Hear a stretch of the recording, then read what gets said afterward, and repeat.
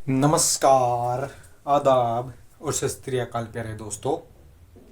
आज अपन चर्चा करने वाले हैं राजपूतों की उत्पत्ति के बारे में।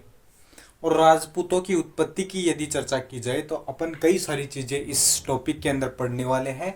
इसके अंदर अपन बहुत सारी चीज़ें जानेंगे, जैसे कि राजपूत शब्द का अर्थ क्या होगा। पहली चीज, इस शब्द का अर्थ क्या होगा। इसके विभिन्न प्रकार के जो मत हैं वो अपन जानेंगे, जिसके अंदर एक मत हम देखेंगे वैदिक क्षत्रियों की संतान। दूसरा मत सूर्य एवं चंद्रवंशी होने का मत। ठीक। एक और मत अपना चलता है जिसे अपन अग्निकुल का मत कहते हैं, या फिर अग्निकुंड से बोला जाता है उनको। तो ये अपना अलग मत हो जाता है, अग्निकुंड। अग्निकुंड का मत ये मत हो जाता है अपना। इसके अलावा भी अपना एक विदेशी मूल का मत हो जाता है।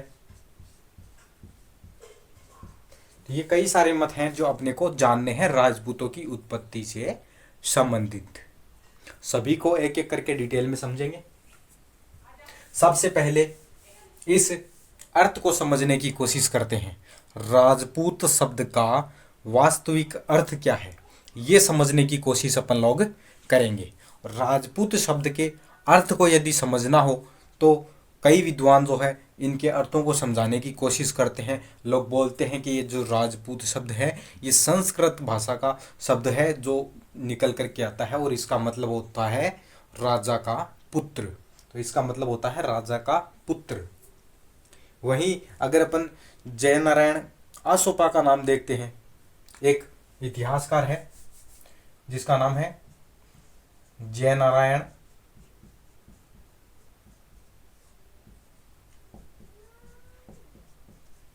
आसोपा।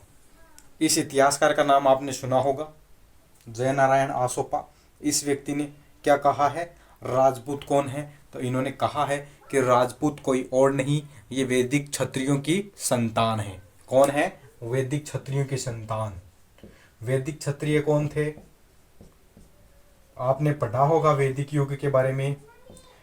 वैदिक युग को यदि आप लोगों ने पढ़ा हो तो आपने ये भी जरूर पढ़ा होगा कि वैदिक युग के अंदर 4 वर्ण व्यवस्था चलती थी, जिसके अंदर 4 वर्ण हुआ करते थे, ब्राह्मण, क्षत्रिय, वैश्य और शूद्र। इन्हीं में से जो क्षत्रिय कुल था ना, उसी कुल के वंशज जयनारायण आसोपा ने कहा है कि ये वैदिक क्षत्रियों की संतान है। इन्होंने वैदिक क्षत्रियों की संतान बताया है, और राजपूत शब्द का मतलब बताया है कि राजा का पुत्र राजपूत का अर्थ होता है। ठीक है, तो ये अर्थ जयनारायण आसोपा के द्वारा बताया गया है। वैदिक क्षत्रियों की संतान जयनारायण आसोपा ने कहा है। इसके अलावा अपना एक और मत चलता है गौरीशंकर ओझा का। नाम सुना होगा आपने, डॉक्टर गौरीशंकर ओझा। गौरीशंकर ओझा,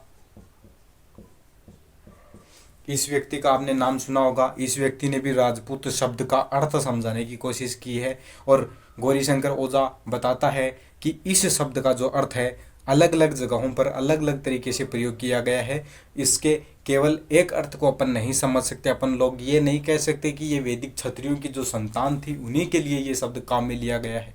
नहीं, ये शब्द विभिन्न लोगों के लिए काम में लिया गया है। जैसे कि गौरीशंकर ओझा बताते हैं कि ये कहीं पर तो रजा के पुत्र के लिए प्रयोग किया गया है।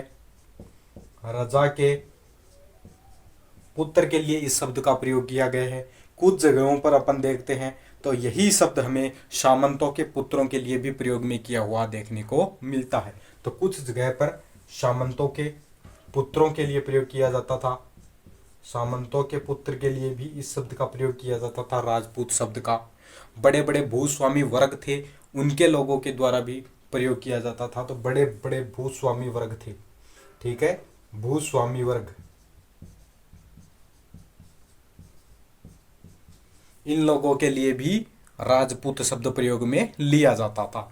तो ये बात गौरीशंकर ओझा बोलते हैं कि राजपूत शब्द का कोई विशेष अर्थ अपन नहीं कह सकते, क्योंकि इस शब्द का अलग अलग जगह पर अलग अलग तरीके से प्रयोग किया गया है। तो गौरीशंकर ओझा ने इसके अर्थ को इस प्रकार से समझाया है कि इसका केवल एक अर्थ नहीं है, इसके कई सारे अर्थ निकाले जा सकते हैं। वास्तव में सच क्या है इस बात का किसी भी इतिहासकार को पता नहीं है, सभी लोग जो है वो अनुमान ही लगाते आ रहे हैं। ठीक है, तो ये हो गया राजपूत शब्द का अर्थ। अब अपन चर्चा करते हैं कि विभिन्न मत, कौन कौन से मत प्रचलन में है, उनकी सबकी चर्चा अपन करने की कोशिश करते हैं। सबसे पहली बात, वैदिक क्षत्रियों की संतान। सबसे इंपॉर्टेंट अपना मत हो जाता है वैदिक क्षत्रियों की संतान। वैसे तो विभिन्न मत चलते हैं, उनमें एक इंपॉर्टेंट मत अपना हो जाता है वैदिक क्षत्रियों की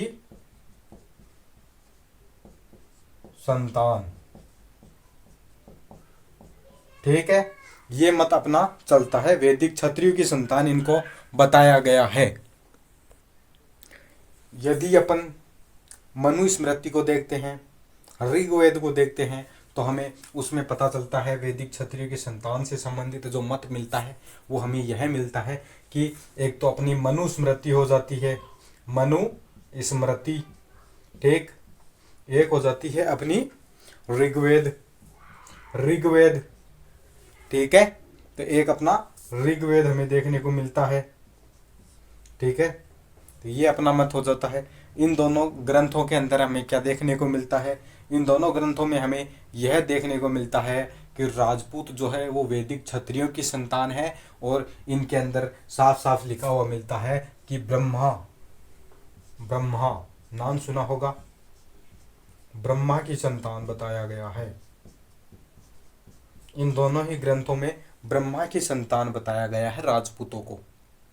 तो ये हो जाता है वैदिक क्षत्रियों की संतान से संबंधित मत। मनुस्मृति और ऋग्वेद हमें बताता है कि ब्रह्मा की संतान है राजपूत। तो राजपूत कौन है? ब्रह्मा की संतान है। ये मत हमें देखने को मिल जाता है। इसके अलावा वैदिक क्षत्रियों से संबंधित दूसरा यदि देखा जाए तो आप ये देख सकते हैं कि चारण और भाट जो लोग क्या करते थे, लेखा जोखा रखा करते थे। चारणों और भाटों के जो ग्रंथ हैं उनसे भी हमें राजपूतों के बारे में जानकारी उपलब्ध हुई है। किनके किनके? चारणों और भाटों, चारण और भाट। तो ठीक है, ये लोग जो हुआ करते थे चारण और भाट, इन लोगों ने भी राजपूतों के बारे में बताने की कोशिश की है, और इन्होंने भी क्या कहा है कि ब्रह्मा की संतान ही है। तो इस तरीके से अपना वैदिक जो मत हो जाता है, वो लोग क्या कहते हैं, ये कोई और नहीं वैदिक क्षत्रियों की संतान थे। ग्रंथों के अंदर हमें कई सारी चर्चा मिल जाती है जिसमें ये बताया हुआ मिलता है कि ये ब्रह्मा की संतान हुआ करते थे। आगे अपन देखेंगे कि एक मत तो अपना ये चलता है जिसमें ये बताया जाता है कि अग्निकुल का जो सिद्धांत है, अग्नि से इनकी राजपूतों की उत्पत्ति हुई थी। तो वो मत भी अपन आगे चर्चा करेंगे। तो वो भी अपना आधुनिक जो कह सकते हैं कि अपना भारतीय मत हो जाता है। ठीक है, तो एक तो हो गया वैदिक क्षत्रियों की संतान। ठीक है, दूसरा अपना मत होता है सूर्य एवं चंद्रवंशी होने का मत। तो राजपूत सूर्य एवं चंद्रवंशी थे। एक अपने को ये मत भी देखने को मिलता है,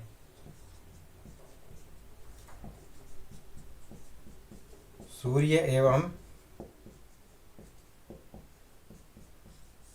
चंद्रवंशी होने का मत। एक मत अपना ये चलता है। इस मत को देने वाला एक व्यक्ति अपना आता है डॉक्टर गौरीशंकर ओझा। उस व्यक्ति ने कहा है कि राजपूत जो थे वो कोई और नहीं, सूर्य एवं चंद्रवंशी राजपूत थे, सूर्य एवं चंद्रवंशियों के संतान थे।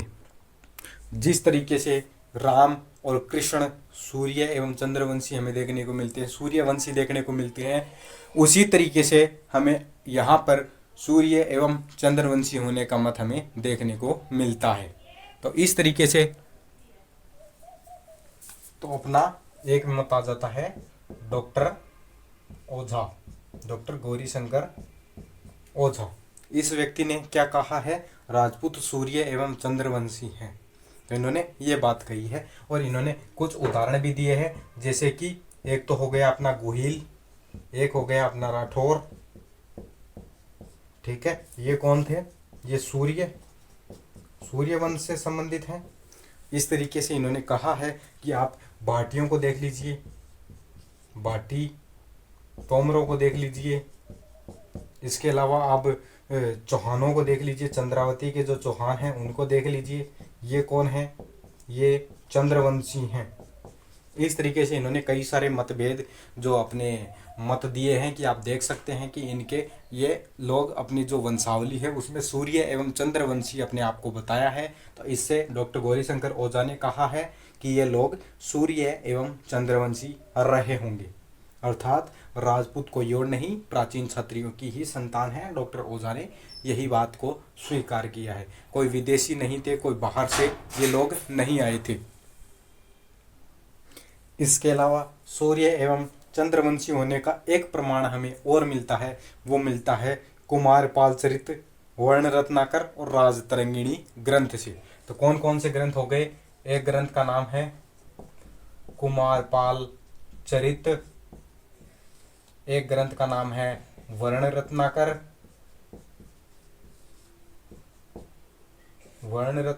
और एक अपना जो ग्रंथ हो जाता है वो कौन सा ग्रंथ हो जाता है? राजतरंगिणी,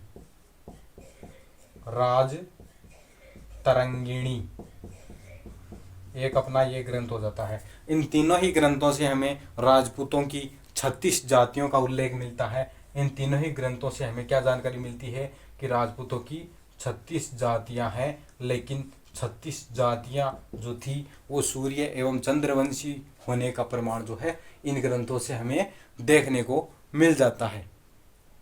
लेकिन इनमें एक खास बात यह है कि तीनों में ही 36 जो जातियां मिली है ना, ये 36 जातियां अलग अलग नजर आती है, इसलिए इतिहासकार इस मत को भी अस्वीकार कर देते हैं।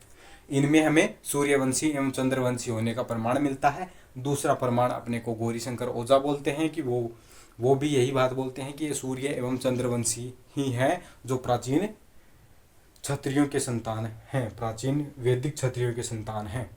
तो इस तरीके से राजपूतों के सूर्य एवं चंद्रवंशी होने का प्रमाण हमें देखने को मिल जाता है इन ग्रंथों से।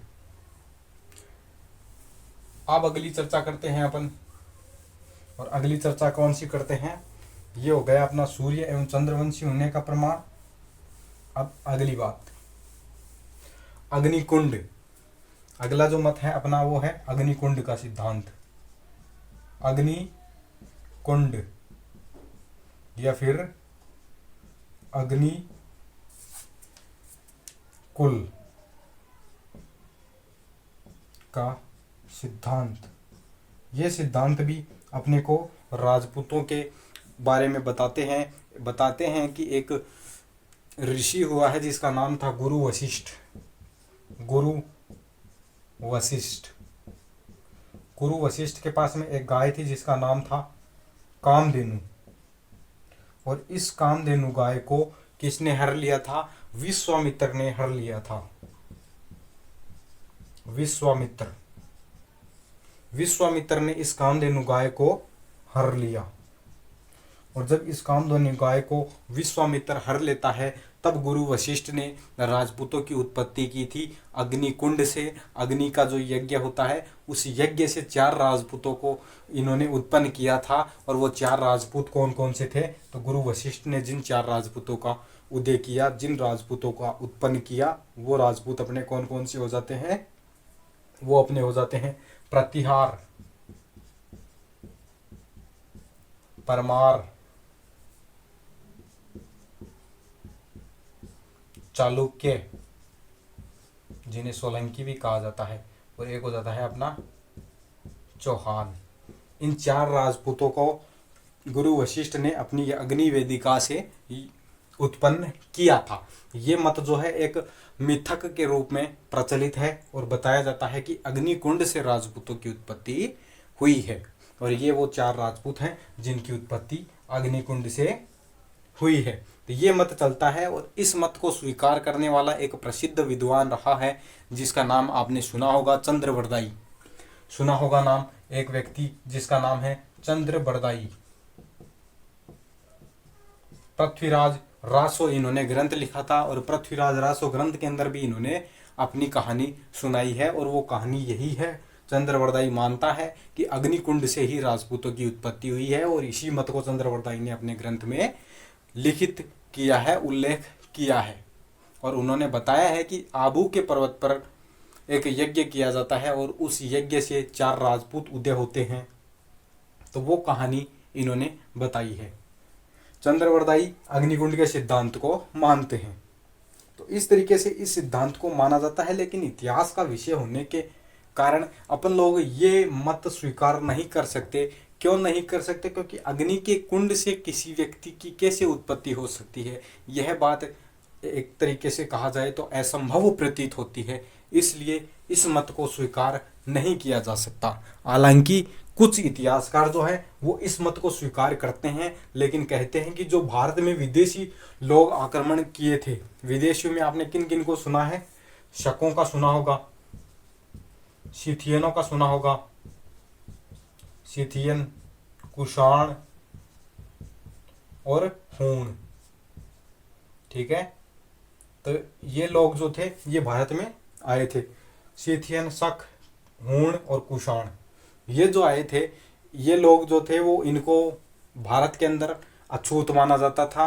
शायद इनको ही पवित्र किया गया होगा यज्ञ से, इनको हिंदू धर्म स्वीकार करवाया गया होगा। ये मत लोगों के द्वारा, इतिहासकारों द्वारा स्वीकार किया जाता है, और उनको यज्ञ के माध्यम से उनको हिंदू धर्म स्वीकार करवाया गया था। इसी वजह से कहा जाता है कि ये अपना अग्निकुंड का सिद्धांत है उसको इतिहासकार स्वीकार कर लेते हैं। तो इनको पवित्रीकरण करवाया जाए वो तो संभव हो सकता है, लेकिन अग्निकुंड से कैसे भी असंभव सा प्रतीत होता है कि उससे किसी राजपूत की, किसी व्यक्ति की उत्पत्ति हुई हो, तो वो हमें असंभव सा प्रतीत होता है।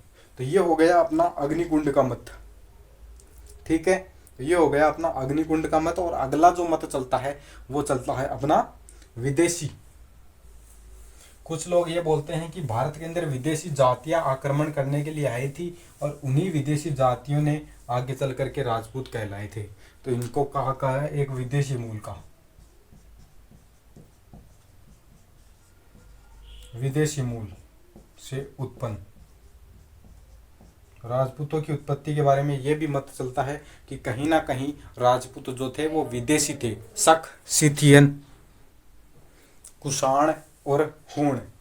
शक, सिथियन, कुषाण और हूण, ये जो 4 जातियां हैं इनका पवित्रीकरण करवाया गया था। विदेशी मूल का जो उत्पन्न बताया जाता है वो किन के द्वारा बताया जाता है? तो उनमें एक तो आता है अपना colonel James Tod, colonel James Tod. एक तो अपना ये इतिहासकार आ जाता है, एक आ जाता है विंसेंट स्मिथ, जिसे विंसेंट एडम स्मिथ के नाम से जाना जाता है। एक अपना ये इतिहासकार आ जाता है, एक अपना विलियम क्रुक आ जाता है, विलियम क्रुक आ जाता है, एक अपना आरजी भंडारकर आ जाता है, आरजी भंडारकर आ जाता है।